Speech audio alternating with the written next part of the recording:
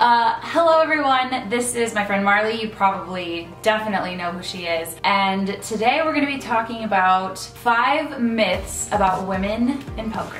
I feel like there's a lot. It could just go on forever, really. I just feel like no matter what, you just say woman that plays poker and things just like pop into people's minds. Yep. Like men and women, like women who don't play poker and then men who do play poker. I feel like these myths are just in their heads. Yeah, for sure.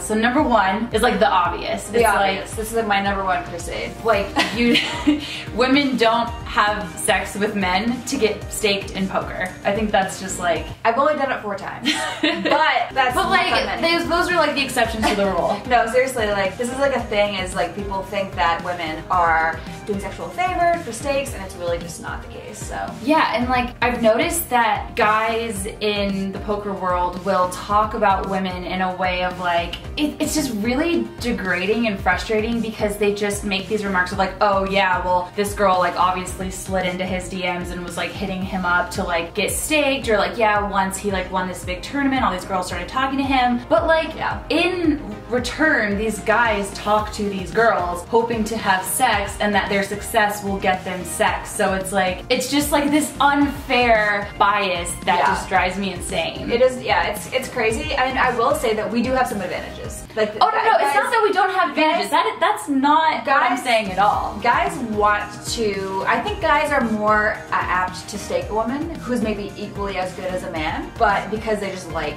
maybe like our company more, they like interacting with us more, but like sex isn't on the table. No. Like that's never, at least for me, I mean I've been in poker a couple years, it's never been presented to me of like, alright, hook up with me and I'll stake you. That conversation has never come up, it's never even been implied. I mean also I'm bad, so no one mistake me, but have you ever had anyone like... I mean, the thing is like, I sleep with my stakers, but it's not because they stake. Because you actually like them as a person. No, I honestly, like I have actually only been staked by one person my entire poker career, and just best friends and nothing like that. But like, do you know any female who's ever been staked, like who has ever... I don't. I literally... I don't either. I'm not saying it doesn't exist. I think it does exist probably. I'm sure like somewhere out there, but I just think it's not the norm. I mean, and honestly, like if you're not gonna win, if you're not a winning player, eventually you're gonna lose anyway, so you might get a stake doing that, but you're not gonna keep it. You're only gonna like, you know what I mean? It's only gonna last so long. Unless you're really great in bed, you might keep the stake. That's true. Like it could actually work out to where you are getting staked. Yeah. But I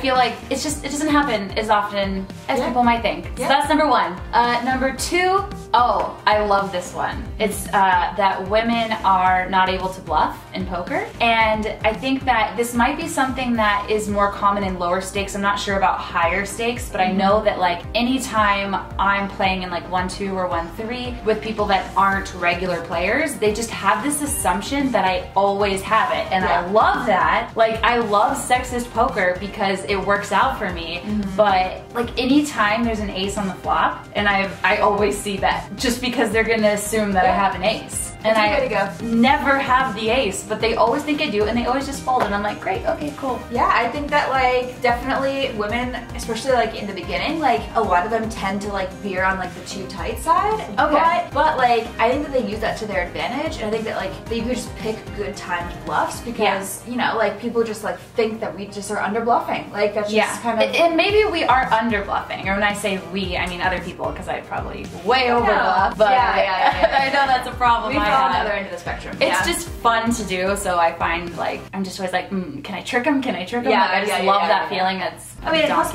it's boring. So if you're not bluffing, you're only playing like one-handed hours. So yeah, you know exactly. So to be fair, I think a lot of women do play pretty tight, like older women. Yeah. Younger women, I think younger women have some like. It's a mixed bag. I think that like honestly though, like we are bluffing more than you think. And so you should call us sometimes. You know what? Don't. We don't want to do that. Or maybe this is all just like some meta trick to make you think we don't ever bluff. I mean, we do bluff, but we don't ever bluff. Yeah. And now I've lost myself in my own bluffs. I don't even know if I have it or not. All right, the third thing is we didn't learn how to play poker because of our boyfriends. That is just, people ask me that all the time. All the time. Did your boyfriend teach you? Is that your boyfriend? Every guy that I talk to at the poker room is my boyfriend. That's just not true. No, it's like anytime, so when I was a YouTuber, and on my other Catrific channel, for years, anytime a male would be in my video, it's like, oh my god, he's gotta be her boyfriend, or anytime he was on my Instagram and stuff like that. So these are like 16-year-old girls.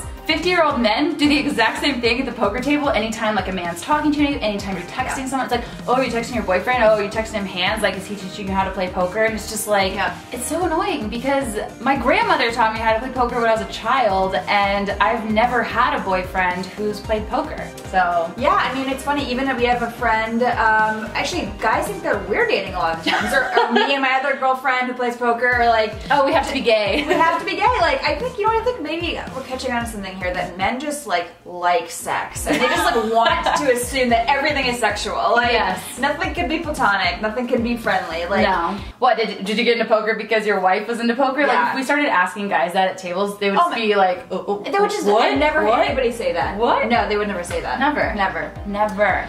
But I will say that it's kind of good that we have a bad image, because we're just gonna get into games because no one's gonna think that we're good. I think that we totally have advantages. I think that, I actually think that people will either think that this could be our number 5 or 4, I've lost track on our numbers right now. Yeah.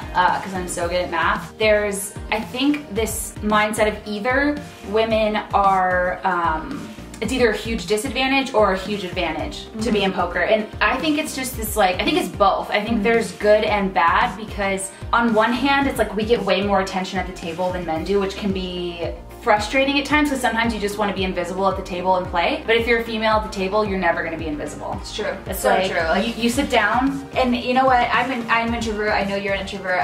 You're more social than me. I am more social. Yeah, you like to get in the mix. But maybe it's because you're newer to poker. But like, I'm a little bit jaded and bitter. No, but I'm just like, sometimes like, you're like, no, but yes. But a little bit. But like, at the table, like, there are days you're just running bad, or you just want to be in your zone, or you don't feel like talking, and it's kind of like we have to like kind of fill that role of like table captain, like party captain. So, right, yeah, it's like you're always the host at the table, you're always the one that people defer to talk to, and it's just like, there's times where that's fine and it's okay, but sometimes I'm playing bad, and when people are talking to me a lot, it's just like, I put my headphones in because I'm like, I need to just actually focus. I'm having trouble multitasking right now, but it's like, people won't shut up. It's like, sometimes I actually genuinely love the conversations that I have with people at the table. Sometimes I just want to be left alone, and it's just like, it's a burden. I don't even know, it's just, you feel like you have to be the one that everybody talks to, or at least I do, I don't know. But you know what? It's good for people to be social in poker anyway, so it's not the worst. No, it's not the worst, but I think that, so that's like kind of some of the disadvantages, but then there's also the advantages of, we're a girl, people have a harder time reading like what we're doing. So it's like, a lot of times, and I'm not saying every guy is like this. In fact, like I always say, I think the majority of guys I play poker with are amazing, and I become friends with them, or I enjoy them, and they're wonderful. But it's like every once in a while I'll get these guys at the table that just don't want to lose to a girl. And so you always want to be in hands with those people, and it's super easy to mess with their heads, because they're just like, well, if I call and I'm wrong, I'm so embarrassed because I lost to a girl, but oh my god, I have to beat this girl, so I'm gonna call. And it's just like, I think that's an advantage. Yeah, I think that it's just the pros and cons, and you just gotta like live with the pros and try to forget about the cons. But we want you guys to know that these things aren't true. None of this is true? No, like these myths are myths. I was like, I thought you just like pulled a fast one on me. You're like, and by the way, everything we said in this video is not true. And I was just like, no, now I'm lost. No, these are myths. These are myths, but I don't see them going away anytime soon. No. And I think that if you keep making videos like you're making, it's just gonna keep the problem alive. Me? I know. I know. I'm encouraging more objectification objectification of women. Yeah. I think that's why I like hanging out with you. Yeah, I mean, as a woman. I objectify women all the time. I love it. it's my number one hobby. So. Just like Marley, please keep objectifying me. It's yes. the best part of my day. Love it. Okay, pretend that's an interesting topic too. Is like, what's better, to be the villain or to be the the party girl? Like, so what I do in that situation when I'm trying to figure it out is if there's a guy at the table who wants to be my friend, I'd let them be my friend. If there's somebody who dislikes me because I'm at the table and I'm a girl, I become their enemy, and I just like, I don't needle them, but I antagonize them just a little bit because I know it's gonna get them worked up and like a little tilted. Yeah, I think that like sometimes like I feel like befriending the fish and the fun players like is kind of bad because they almost like don't want to get, they're always like, oh, full, they don't want to give you action, they don't want to, they just kind of want, they just don't want to play. Because then they feel bad all of a sudden? They feel bad, or they're just like, oh, I want you to win, honey, or whatever. And honestly, like you want them to get in the mix. Sure, you're gonna win their blind, you might win like $20, $40 or whatever, right. But you want them to be calling with like you want them to spew, you want them to like try to bluff you want them to go crazy. And so I find that sometimes like being like the kind of like villain gets that done more. I don't know. I might have to experiment with that because I accidentally become friends with the fish, and then people get mad at me, and I'm like, shit, like I didn't mean to, and now they're not playing that way. But then I'm also like, but I'm also having a good time. If you piss them off too much, they might leave too. Yeah. So like you gotta strike that fine balance of like, you just want everybody to have fun, and like you don't want to like mess up the balance. No, but you also want them to give you action. That's why you do want action. You want to gamble. You want to make money. Yeah. So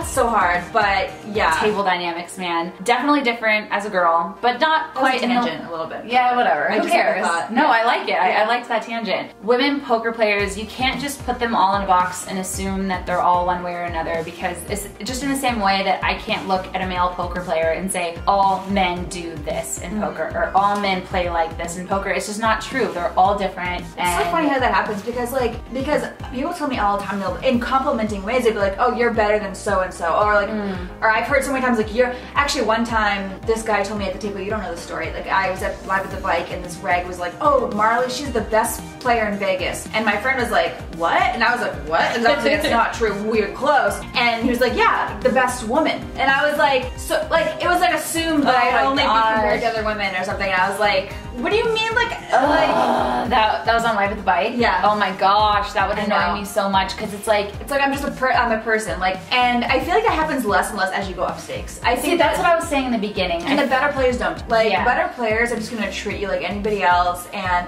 I think that's what kind of separates the kind of average players and the really talented players is they don't really have emotions involved, so they're not even thinking like, oh, she's a woman, like, oh, like she's like whatever. They're just thinking of you as a person. Right, and like how you've been playing, like what you've been doing. Tendencies, patterns, like, and they're just so logical about it that they, so I think that like I notice like when I do play a little bit bigger, like it's like way less. And I think that the lower kind of like sleazier casinos are more. Yeah, and I think that probably just because a lot of recreational players play more lower stakes and they have less knowledge about how to play poker just because they're playing for fun or they're playing just casually. So they just have these myths in their head about what it's like to play with women and how to play with women. So yeah, that's it. Wanted to talk about some of those myths and bust them. Now I don't like that I just said that. I think we just changed the course of history with this video. The course of history. Yes, we are going to be accepting our Nobel Peace Prizes for this video any day now. Yeah, so be sure to check out Marle's channel. If by any means you haven't seen it, that would just blow my mind because she has the coolest poker channel out right now.